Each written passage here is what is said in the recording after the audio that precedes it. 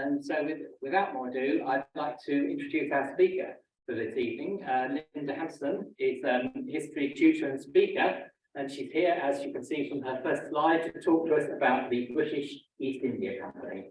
So over to you, please, Linda. Thank you very much. Okay, so the first thing I'd like to do is check that everybody can hear me. Can you hear me at that? Yes. Well, that's good, because I'm hardly having to raise my voice, which is quite a pleasant change. Well, I wanted to put the title slide up because you will see that there is an implicit question in what I'm going to talk about tonight, which is the British East India Company. I just want to say a word about how this talk came to be. In 2016, I gave a presentation to a history group in Harrow about the British Empire, and the title was, "How did such a small country manage to control such a large empire?" And in the course of that presentation, I made a passing reference to the British East India Company. And that was my first big mistake, because I then said, just without even thinking about the implications, you know, the British East India Company would actually make the topic of a very good presentation. Never, ever put your head above the parapet. The following year, I was doing a presentation on the British East India Company. And what I'm presenting to you tonight is a somewhat shorter version of that, because for that session, I had 2 hours, which is quite a luxury with an interval. Whereas tonight, I'm a little more limited for time. So there will be moments, I think, when it will appear to be a little bit of a gallop. But that's the way it is. Now it should be moving on. I think I'm pressing. I think you are pressing the right button. Yes, let me just see what's going on. Should it not work for student doing this? I think you're doing the right thing. Just bear with me a second. Right. Yes, we're there. Okay, so the way I want to tackle this rather large topic tonight is a largely chronological approach. So I'm in the middle of the introduction at the moment, which will very shortly be over. And then I want to talk about the growth of the company in the 17th century.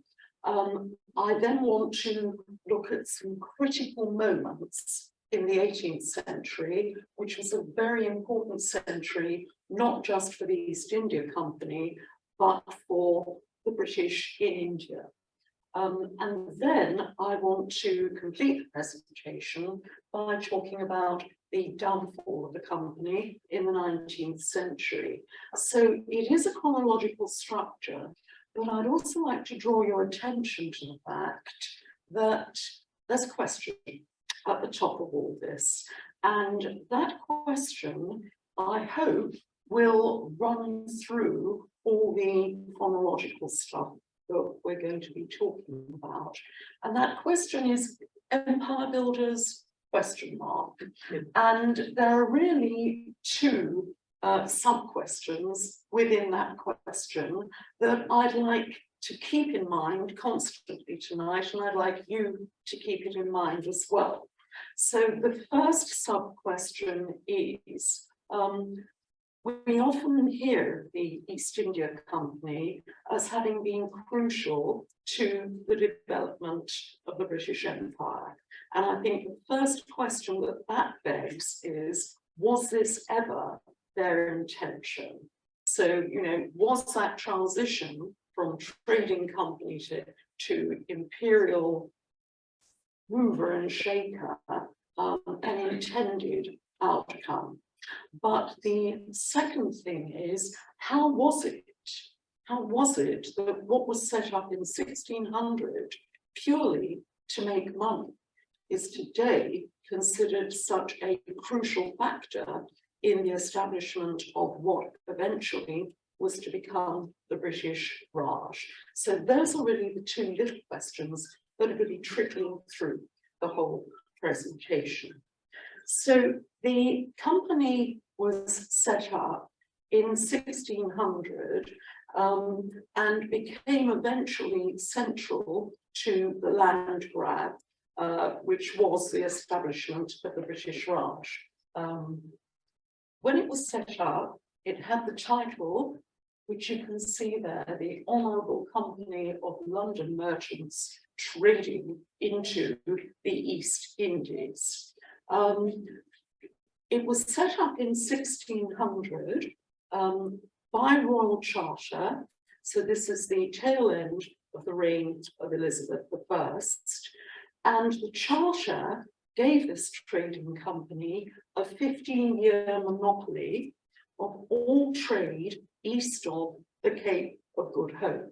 Now, a monopoly was nothing unusual, and of course monopolies, royal monopolies granted to merchants were to become the subject of some controversy in the 17th century, but that doesn't concern us tonight. But the company, as I'm now going to call it, was notable in three ways. Firstly, it was the first company in English history to be designated a limited liability company. This, therefore, made it extra attractive to potential investors. Secondly, oops. I think it will come up. Yes, it will. Secondly, it was not the very first, but it was one of the first of a new model of trade finance, which was the joint stock company. And joint stock quite simply meant that people who wanted to invest in a company voyage would put in whatever they felt they wanted to invest. And therefore, that meant they were taking a proportionate share of the risk, and they could expect, if the voyage was successful, to take out a proportionate share of the profits. And this became quite a financial model for trade at this time. Thirdly, and this is really interesting, this company was allowed to bear arms. Why was this? Well, I've already said that through this joint stock model, people took a share of the risk in order for a share of the profits. And what I'm sure you all realise as people who are interested in history, that maritime risks at the beginning of the 17th century were enormous, and I don't need to go into them, except to mention one, which was piracy, of which we were pretty good, by the way. But this is where the right to bear arms comes in. And when the first voyage of the financed by the company set out, that was in 1601, and there were 4 ships, but between them, they had 110 guns. Now, I'm emphasizing this point because I think it's going to become significant later on in the talk. That first voyage was this man, James Lancaster, a very experienced merchant seaman, was in charge. And he later in the 17th century became Sir James Lancaster, which is evidence of the success of the company. What was the aim of the company? Well, it was to open up for the English the spice trade in Asia, but in a particular part of Asia, which was known as the Spice Islands. And today we would refer to the Spice Islands as Indonesia. In order to open up that trade, they would have to beat the Dutch and the Portuguese at their own game. The Dutch in particular already had a considerable foothold in the Spice Islands. On that first voyage, there were 219 investors, and they really fell into two categories. One category were those who wanted a quick in and out and a fast buck. The other category were those who took a rather longer view and who could see that not only would investing in the voyage of the company be possibly lucrative, but there could be all sorts of collateral deals that they would be able to do while in the East. And these people who took a longer view and therefore made a longer term commitment to subsequent voyages, they became the backbone of the company, and they were known as company servants, roughly in the way that we call people civil servants. But I just want to stress, they were servants of the company. They were not servants of the crown. So at this stage, there is really no higher purpose to the activities of the company other than to make money. And I'd just like to draw a contrast here with the Portuguese East India Company. Yeah, their purpose was to make money as well, but they always took with them on their voyages Christian missionaries and worked with those Christian missionaries at establishing outposts, which suggests to me that their purpose was beyond making money. There was a cultural purpose. These are the seeds of what the French in the 19th century called the civilizing mission of imperialism. But as far as the company, the East India Company was concerned, there was never any thought of colonizing, of making a difference to the lives of the people who lived in the places they were going to, and there was certainly never any thought of governing. And yet, colonize they did eventually, govern they did eventually. So one of the things we need to do tonight is to find out how that happened. I want to fast forward a bit to 1883, and 1883 is a date where the British Empire was really at its apogee. And I want to look at what John Seeley said. John Seeley was Professor of History at Cambridge. History, the study of history as a discipline in itself was a very, very new thing. And when he says we, he is talking about British. We seem, as it were, to have conquered and peopled half the world in a fit of absence of mind. What is he saying here? Well, I think he's saying something that anybody who has studied history, and I know that an awful lot of you are very keen historians, you will have come to this conclusion that history is not a matter of design. It's a matter of accident.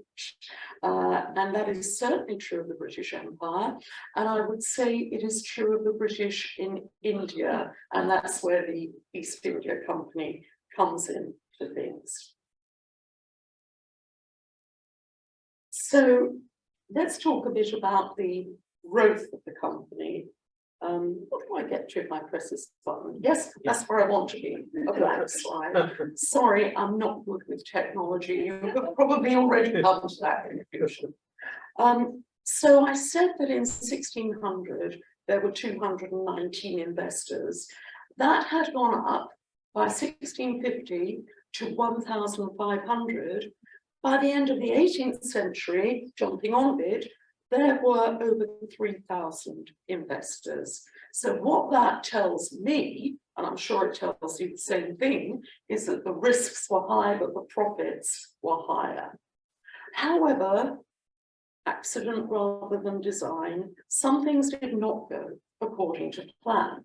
And one of the things that didn't go according to plan was that the English should get their feet under the table in the Spice Islands. That didn't really happen. And it didn't happen because the Dutch really had got there first and had staked their claim. And very pragmatically, this meant that the company started to look elsewhere.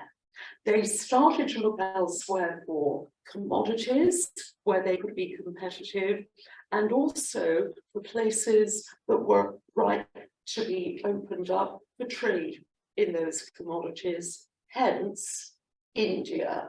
So you see what I mean by accident rather than design.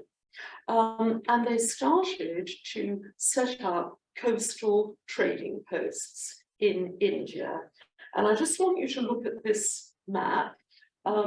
Now you'll notice that I have, my title is at the top, the factories, but you'll also notice that factories is in inverted commas.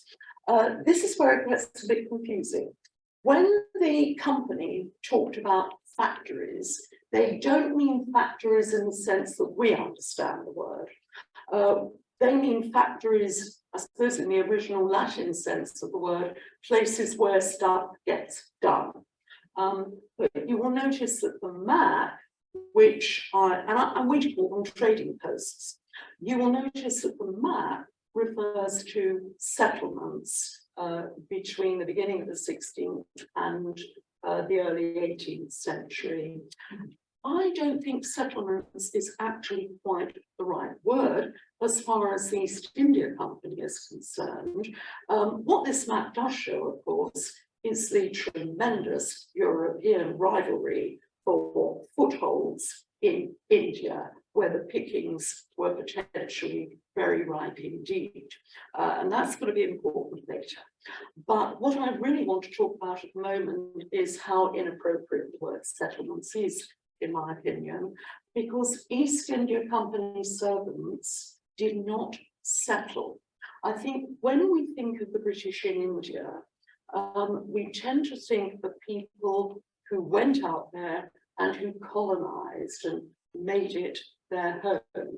And having talked to a few of you, I know a couple of you have family connections with those people. But as far as the company servants were concerned, they didn't settle. They would go out on a kind of tour of duty. They would do whatever needed to be done, and then they would come home again. So settlements is perhaps a little bit misleading, but those trading posts are certainly the germ of what would eventually become settlements. In order to establish a trading post, you needed to have the permission of whomever was in charge. And this is where the need for a bit of diplomacy came in. Here on the right, we have Sir Thomas Roe, who was an English diplomat, but I'd like you to look at the extract on the left, which is from Stowe's Annals 1615, in which Stowe describes an event that took place in 1615. His Majesty, at the request of the East India Company, sent Sir Thomas Roe as ambassador to the great Mughal. This is the Mughal Emperor Jahangir, to make and contract a league for commerce, traffic in his dominions, and to procure and establish a factory. No, not a factory, a factory in the East India sense of the word, for our nation in sundry parts of his dominions. Now, I've highlighted a few words in yellow because I want to draw your attention to them. This is a diplomatic mission sent by King James I, but it's the company that has requested it. They did not have the clout, they were just a bunch of merchants, to go and ask the great Mughal emperor for permission to establish a trading post. This needed diplomacy at a very, very high level. The second thing I want to draw your attention to is what was the deal that was eventually made? It was about commerce and traffic, nothing else. It's still about what's the best way of making money. And the third thing I'd like to draw your attention to, establish a factory for our nation. Now, I mention that because when I did the original reading for this topic, what struck me was that there was a point at which the interests of the British East India Company and the English nation seemed to be one and the same. And this is the earliest example I could find of that idea. Look, our interests, our company interests are actually in the national interest as well. And when you consider all the other nationalities you saw on that map of settlements, I think you can see the political thinking there. So the deal was done thanks to the diplomacy of Thomas Roe, and this is an extract from a letter that the Mughal emperor wrote to King James I.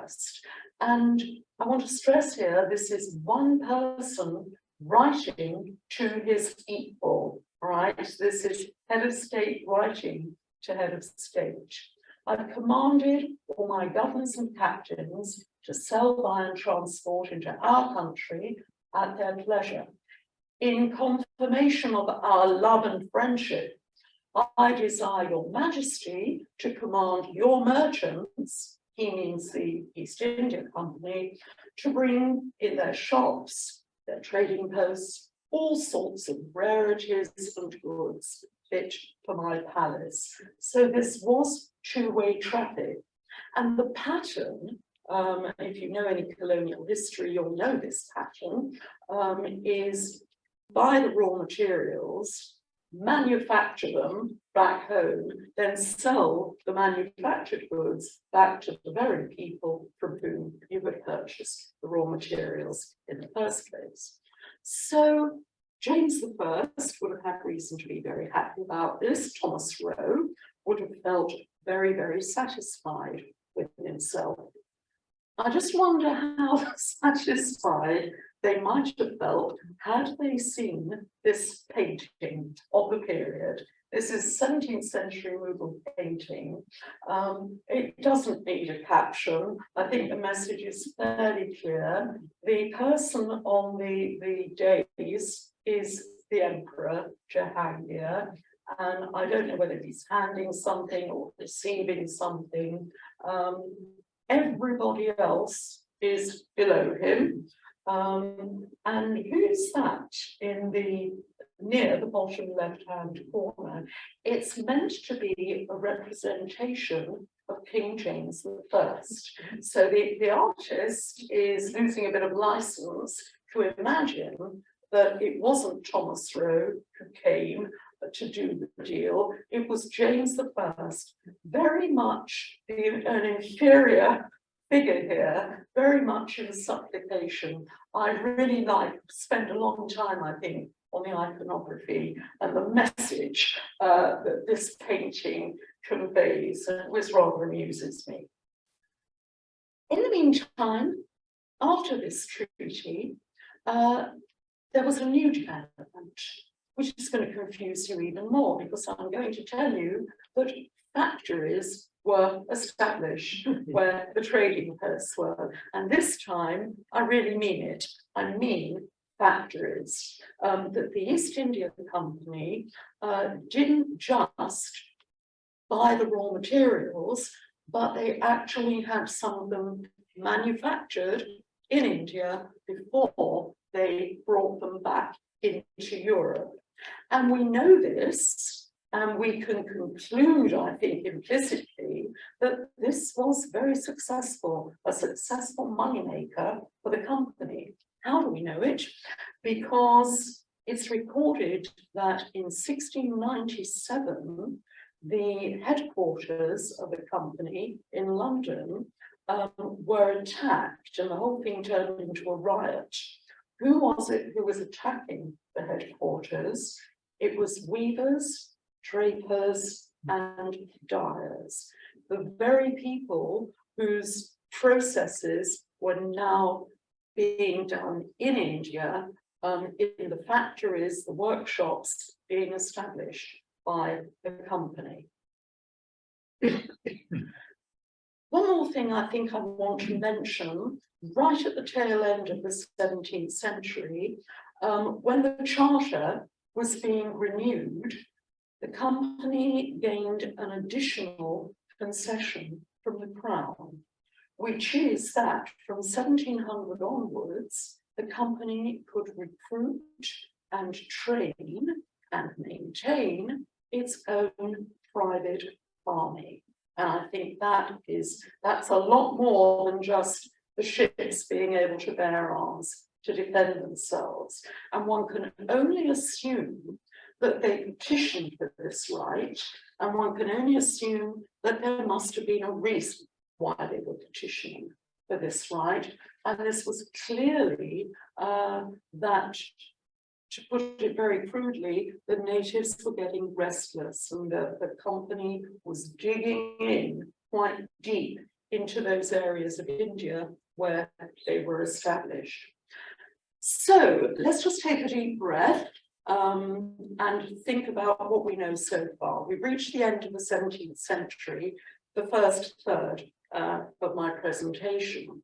Well, we now know that a company that was set up to make money by trading in the Spice Islands has become a physical presence, a diplomatic presence, and at the end of the century, a military presence in India. So this is a lot more than just being, a trading company with some speculative and rather risky voyages.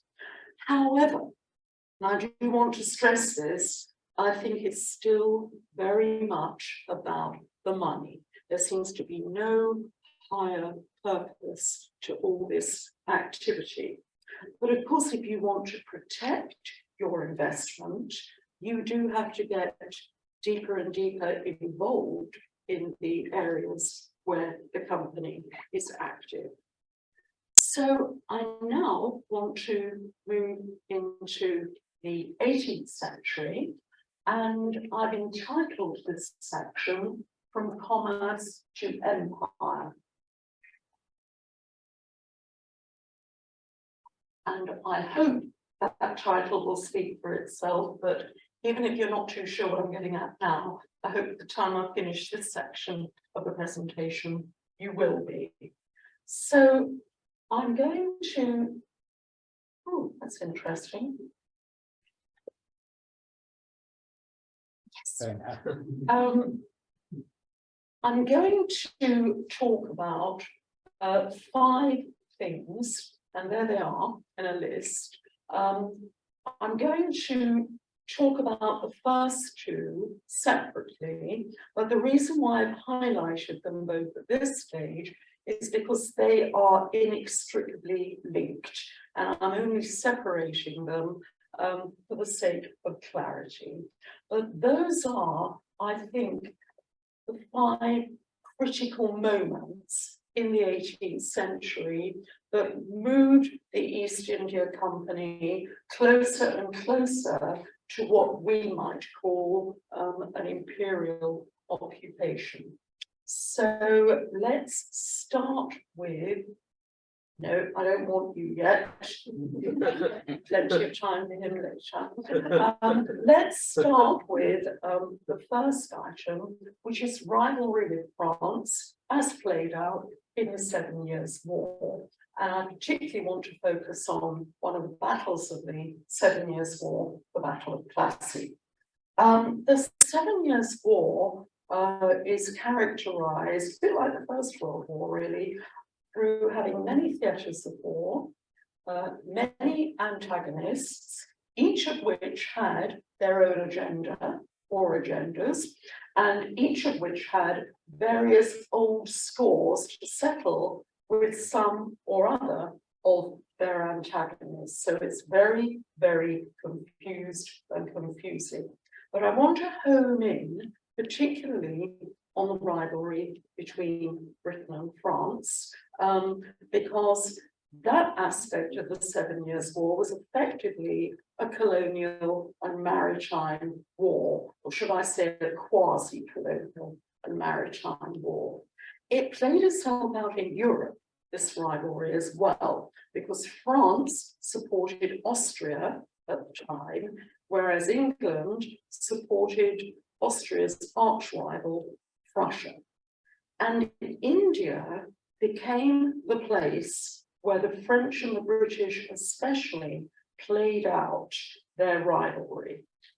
And that links very much with the second factor, which is the decline of the great Mughal Empire. As the hold that the Mughal emperors had on the subcontinent declined, India fragmented. And it fragmented into many different states and principalities, many of whom spent an awful lot of time being at war with each other.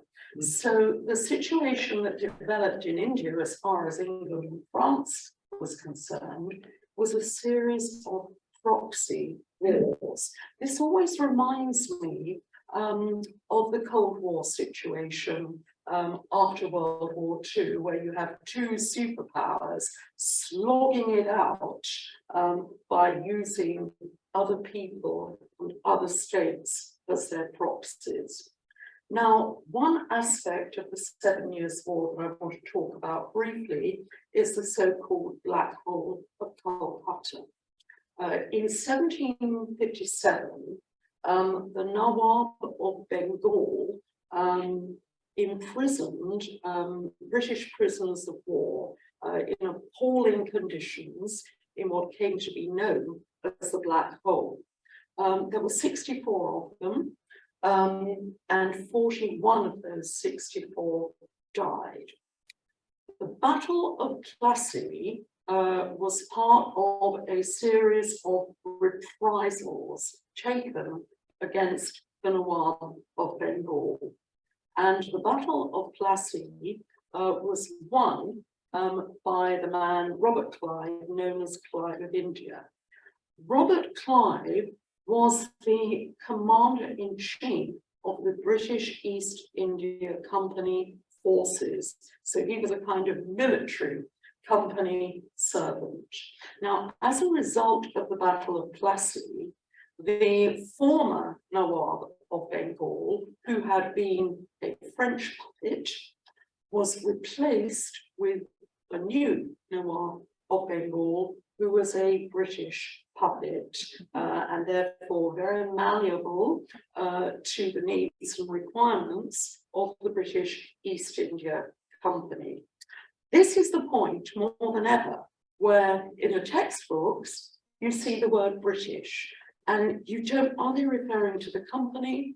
Are they referring to the nation? And sometimes it's very hard to tell. So we see that dovetailing of company interests and national interests becoming a lot closer. I don't want to say much about Robert Clive. He was certainly regarded as a national hero. And if you collected cigarette cards in the 19th century, you could collect something like this, you know, which shows the brave British seeing off the infidel, so to speak. History itself has not been quite as kind to Clive, and I just want to put this little detail in.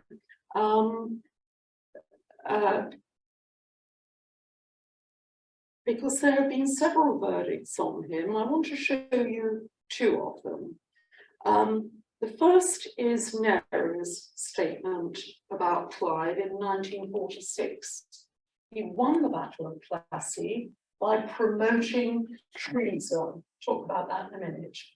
British rule in India had an unsavory beginning, and something of that bitter taste has clung to it ever since. So Nehru identifies the Battle of Plassey and the outcome, which is a puppet ruler in Bengal, as being a critical moment in the British takeover of India. I think he's right. It's a very negative view. It's unsavory, it's bitter. Well, you could look at that and you could say, yeah, well, he would say that, wouldn't he? That's Nehru in 1946.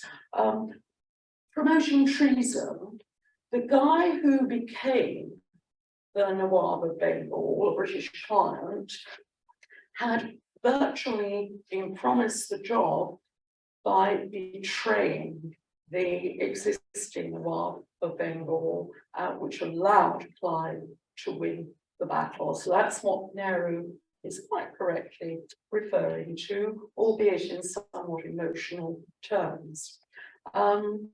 All right, so that's an Indian commenting on Indian history, and you might expect it to be from a particular angle. Well, here's a British historian commenting on Indian history, and this is his verdict. I've just put that in. That is how history gets written, and that's how it gets rewritten and reinterpreted. Okay, so other proxy wars followed, and I want to home in on a particular critical moment, in my opinion, which is the Treaty of Allahabad, which was concluded in 1765. This is a commemorative painting. So the person on the dais is the Nawab of Bengal, the British client, and he is handing over a treaty which has been concluded with the British. I can't identify who the person is to whom the treaty is being handed, but I know what the treaty said, and I think it's very important that this treaty gave to the British East India Company the right to collect taxes in Bengal and to then decide on how that revenue would be used. Now, the reason why I want to stress that, because it seems to me that this is a definite shift, that the East India Company is no longer a company, no longer just a company that's trading and finding ways of making money and increasing its commercial influence. It's taken on one of the most basic functions of government, because it doesn't matter what period of history you're talking about, and it doesn't matter where you're talking about, one of the basic functions of government is the raising of revenue and then deciding how that revenue is going to be spent. So I regard the Treaty of Allahabad as far more of a critical moment than the Battle of Plassey.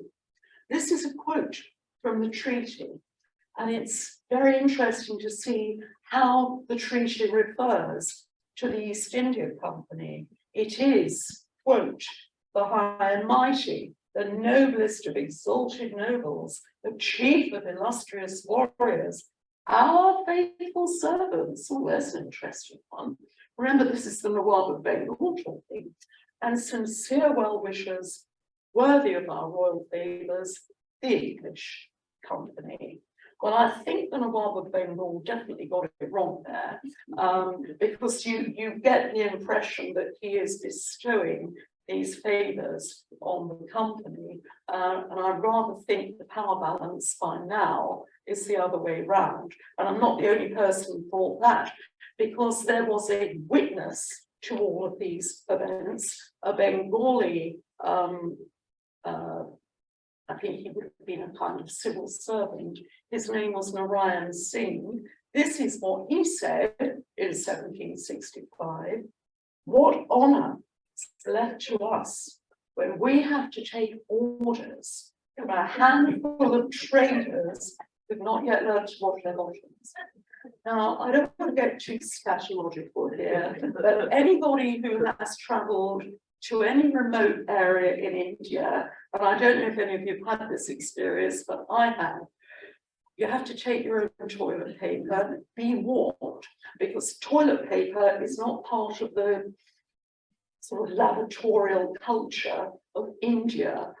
You will always find a little jug of water to wash yourself with, and certainly the traditional Indian view of our hygiene is that it's virtually non-existent. That's what he's referring to there. But I don't want to dwell on that. It's not a very elevated topic for this society. What I do want to dwell on is his perception of what the Treaty of Allahabad actually is.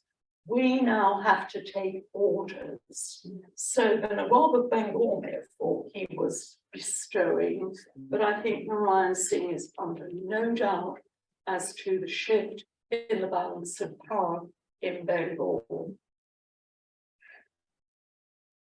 At this time, there was quite a bit of conflict between the government at home and the East India Company on the ground in India. They now had the right to collect revenues, but to whom did these revenues belong? And there was quite an argument about, well, you are there on behalf of the nation, these revenues belong to the nation. And the East India Company is saying, no, actually, this treaty is giving us the right to collect the revenues, and we keep the revenue, and we decide how it's going to be used. And there was quite a furore in the House of Commons. The final decision was that it should be the company that kept the revenues, which is a bit like turkeys voting for Christmas. So how did that happen? Well, you need to know a little bit about the composition of the House of Commons at this time, which is the middle of the 18th century. About 25% of members of Parliament were either stockholders in the company or they were returned company servants who, for reasons I'll dwell on later, got themselves seats in Parliament. So the company had voting power in the House, but it also had considerable lobbying power as well, and friends in high places. And throughout the 18th century, there were similar outcomes in other parts of India. I'd like to look at this map. The only bits we're interested in are the pink bits, the salmon-coloured pink bits, and you will see that the company has gone from having some dotted trading posts to moving more into the hinterland around those coastal areas. So territorially, things are beginning to change a bit. And there's the third factor I want to talk about, growing criticism at home of the company. The more power they wielded, the more criticism they got. And there was a definite rift between politicians at home and the company servants on the ground. I want to argue here something that I've already argued, and I think you're probably getting the drift of where I'm going, that far from being empire builders, even at this relatively late stage in their history, far from being empire builders with imperial ideals, this company is still about making money. However, that desire to make money and to cut a few corners maybe in the making had some unintended consequences which were going to be very far-reaching, because the more the British East India Company was making money and cutting corners, the more questions were being asked back home. And the more questions that were being asked back home, the more there was pressure on the government back home to start intervening. So we've now reached the second half of the 18th century, and there is increasing criticism back home of the corruption, the venality, the sheer callousness of the way in which company servants were operating in India. And I want to show you what Adam Smith said in The Wealth of Nations. And look at the date, that was published in 1776. And I think he had certain things in mind when he said the government of an exclusive company of merchants is perhaps the worst of all governments in any country, whatever. Oh, I wonder who he's talking about. Well, I'm pretty certain he had the East India Company in mind. And the reason why I'm confident in saying that is because of what had been happening just a few years before he published The Wealth of Nations. The criticism that I'm talking about came to a head during the notorious famine that hit Bengal in 1768 and then continued for several years afterwards. And to illustrate my point, I want to show you this graph, this bar chart. So if you look at the bottom, 1768 is when the famine begins, and it starts to be alleviated around about 1771, just a couple of years before, 5 years before Smith publishes The Wealth of Nations. What this bar chart shows, as the title says, is the gross revenue collected by the company in Bengal during the terrible famine of 1768. And it tells its own story, doesn't it?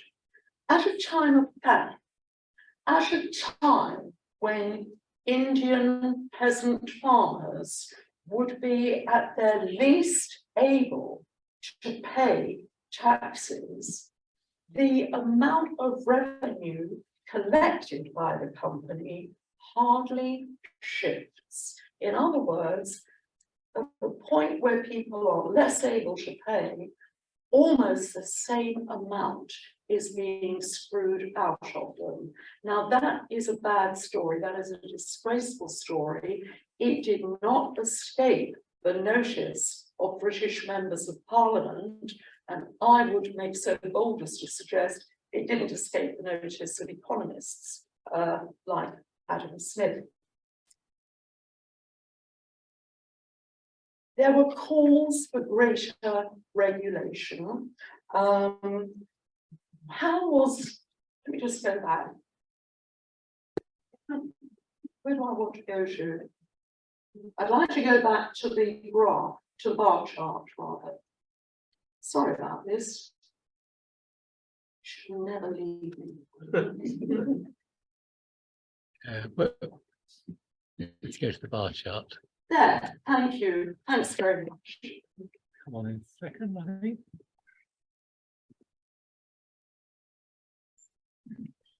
What would happen if I did? I'm not going to until I have permission. Thank you. Thanks very much. So one thing I want to talk about is what were they spending this money on that they were persisting in collecting at a time of such suffering and such hardship? They were spending it more and more on their own military defense. Well, that's a very easy equation to do, isn't it? The more people are suffering, the more likely they are to revolt and rebel, and the more likely they are to revolt and rebel, the more military force has to be brought to bear on them. It got to the point where the company in 1773 was spending so much on their own defense that they ran out of money and had to have a major financial bailout from the government. I just want very likely to say that this would not be the last time in history that an incompetent company needed to be bailed out by government, but that is all I will say. So the calls for greater regulation were very, very shrill indeed. Nobody wants to be throwing good money after bad. And this led to an act of parliament called the Regulating Act. And this is the preamble to the act. And again, I'm just going to pick out the yellow bits, which I want to point out. Several powers and authorities granted by charters have been found not to have sufficient force and efficacy to prevent various abuses. In other words, we keep granting charters to the East India Company. They've virtually got a free rein in the bits of India that they occupy, and it's not working. But why is it not working? Because it is leading to various abuses. Now, I think this is an important preamble, because this is the first time in all the debates about the East India Company that we hear them talking about something other than money. They are talking about the abuses of the native population of India that they see happening at the hands of the East India Company, and they are concerned about it. So the Regulating Act set up a new system for the governance of the company. And in future, the governance of the company would be in the hands of a council of 4 people and a governor general. But those 4 people and the governor general, who would be on the ground in India, were to be appointed by the British government. So this isn't a takeover, but there is an element of regulation there.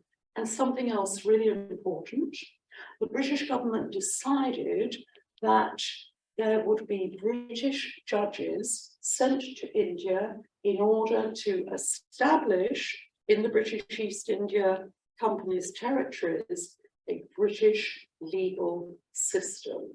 So you begin to see, I think here, the germs of what eventually was to become the administrative system that was the British Raj. This did not satisfy the more radical members of Parliament. They considered this move far too cautious. And Charles James Fox proposed an East India Bill in 1783. And this is his introduction speech he made introducing the bill in the Commons. Listen to language here. What is the end of all government? What are we to think of a government whose good fortune is supposed to spring from the calamities of its subjects, whose aggrandizement grows out of the miseries of mankind? This is the kind of government exercised under the East India Company upon the natives of Hindustan, and the subversion of that infamous government is the main object of the bill in question. Compare that language, which really occupies the higher moral ground, you know, with previous language being used, which has been very much about, you know, who gets the revenues, what do we do with the revenues? That speech caused a furore in the Commons. He had some very powerful backers. This is Edmund Burke, MP, in the same debate, and he's referring to the company. Either they set up some prince who's too odious to maintain himself without them, or they soon make him odious by making him an instrument of their government. Say what you think, don't hold back then. And you get on. Young men, boys even, governed there without sympathy for the natives. English youth in India, drink the intoxicating draught of authority and dominion before their heads are able to bear it. And they are full grown in fortune long before they are ripe in principle. Sympathy for the natives, principle. There's a new kind of language being taught here. It didn't work. The East India Bill eventually resulted in one of those wonderful British compromises, which was the India Act of 1784. And the India Act said that the East India Company would now take its orders directly from a board of control, 6 people on the board of control, and the head of the board of control would be the Chancellor of the Exchequer. So you've still got your Governor General on the ground, but now that Governor General is directly accountable to what has effectively become a government department.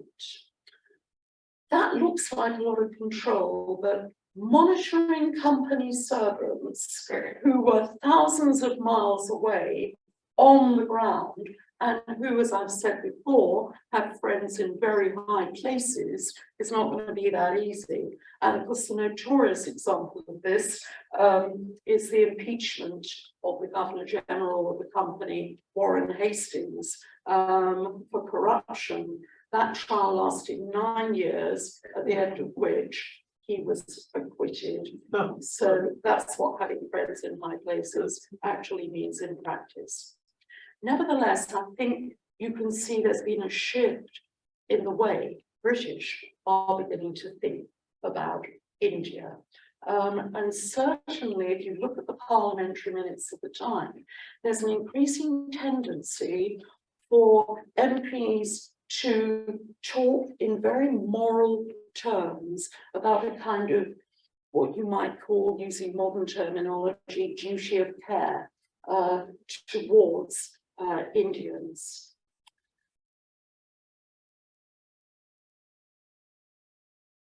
My fourth point, which I'll make very briefly, but which was definitely another critical moment in our story, was the War of American Independence. We all know how that ended, but the point I want to make relevant to my talk this evening is that this led to a change in world markets, because the beast that was the Industrial Revolution in the North and Midlands of Britain, and in particular, I'm talking South Lancashire and the cotton industry, that beast had to be fed with raw material.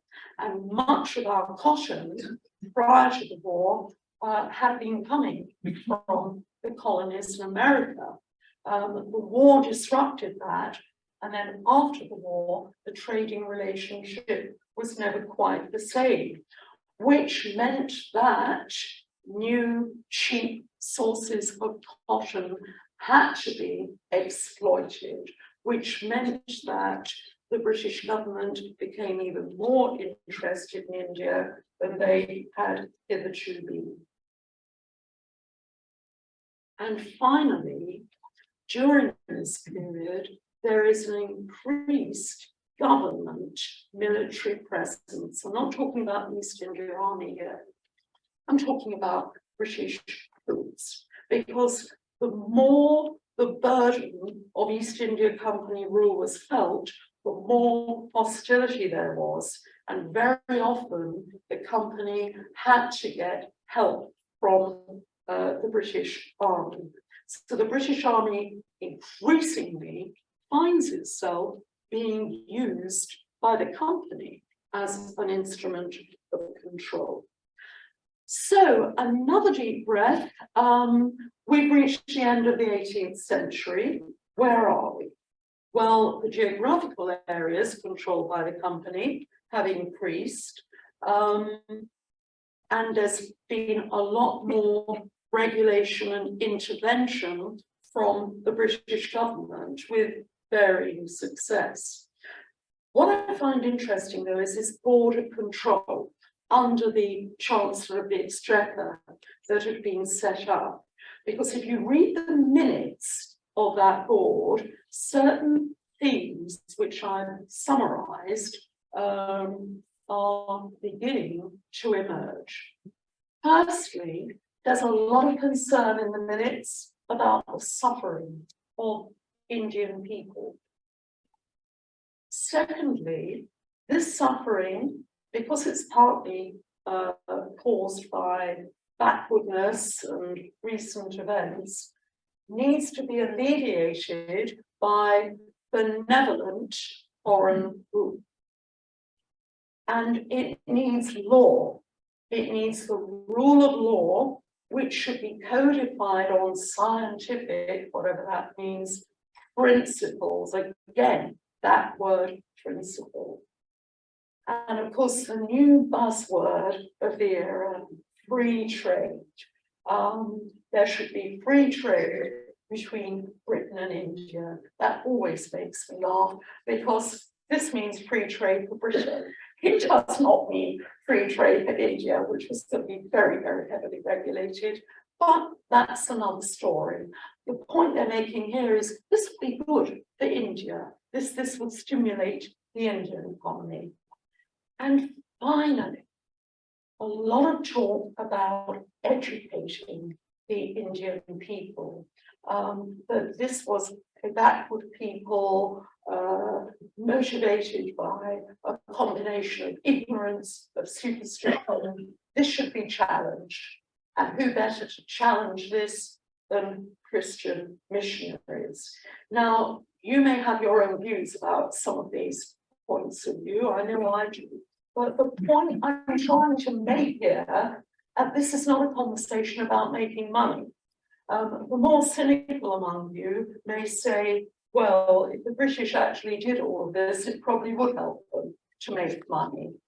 But a new kind of vocabulary has entered into the dialogue about India.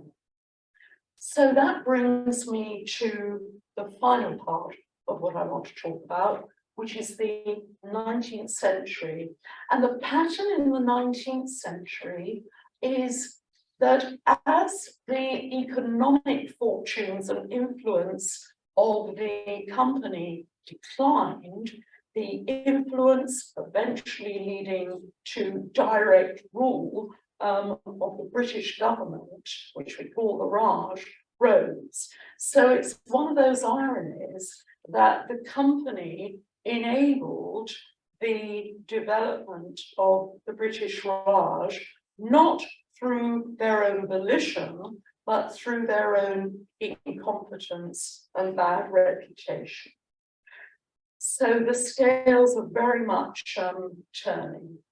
The zeitgeist, which I've mentioned before, of free trade, meant that monopolies were more and more frowned upon, which is a nail in the coffin of the East India Company. There's also a growing view that the East India Company is just not fit for purpose as a tool of British national interest in India. And the story in the 19th century is a very complex one, and I'm going to reduce it to 4 things that I think tell the story between them.